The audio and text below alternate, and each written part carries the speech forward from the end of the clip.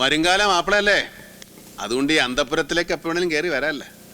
അല്ല, ഞാൻ അറിയാഞ്ഞിട്ട് ചോദിക്കുകയാണ്, എന്താണ് പറു നിന്റെ ഉദ്ദേശം? കല്യാണം ആലോചിച്ച ഒരു ബ്രോക്കർ അങ്ങോട്ട് അയച്ചത് ആളെ കളിയാക്കാനാണ്? അതാ ഒരു മഞ്ഞത്തിരട്ട് കഴുത്തി വീണപ്പോ ആകാശത്ത് പൊട്ടി വീണാ നിനക്ക് പറയാമോ? ഇയാളെന്താണൊന്ന് ആക്കിയിട്ട് ഒരു തരം ഓഞ്ഞ ചിരി.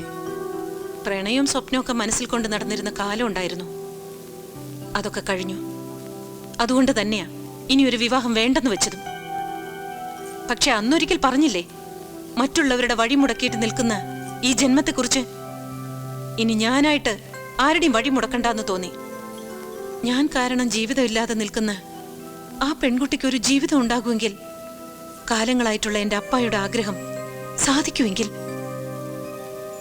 അങ്ങനെ എല്ലാ പ്രശ്നങ്ങൾക്കും ഒരു പരിഹാരം ആകട്ടെ എന്ന് തോന്നി. അതുകൊണ്ട് വളരെ ആലോചിച്ചിട്ട് തന്നെയാ ഞാൻ ഈ വിവാഹത്തിന് സമ്മതിച്ചത്. എന്റെ കൊച്ച, നീ എന്നെ കുറിച്ച് എന്തറിഞ്ഞിട്ടാണ് ഈ പറയണത്?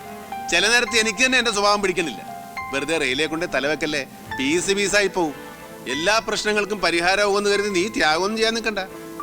ഇത് ത്യാഗമൊന്നുമല്ല, എൻ്റെ ഇഷ്ടമാണ്. ഞാൻ അറിയാതെ എപ്പോഴും എൻ്റെ മനസ്സിൽ തോന്നിയൊരിഷ്ടം. എന്റെ പൊന്നുപിള്ളേ, വെറുതെ മനുഷ്യനെ ഇടങ്ങേറാക്കല്ലേ. ഇപ്പൊ ഞങ്ങൾ വലിയ കുഴപ്പക്കാരൊന്നുമല്ല, ശരി, അധ്വാനിച്ച് ജീവിക്കുന്നവർ തന്നെയാണ്. പക്ഷെ ഞങ്ങളുടെ ഫ്ലാഷ് ബാക്ക് നിനക്ക് അറിയാവോ? ഞങ്ങൾ നാട്ടിൽ 4 പേര് കേട്ടാ ദോഷം പറയാത്ത കള്ളന്മാരാണ്. സത്യം പറയാമല്ല, ഒരു 5-6 പ്രാവശ്യം ജയിലിൽ കിടന്ന് ഉണ്ടേന്ന് തിന്നിട്ടുണ്ട്. അതുകൊണ്ടാണ് ഞാൻ പറയണത്, ഞാൻ നിനക്ക് ചേരണ മാപ്പിളെ അല്ല മകളെ.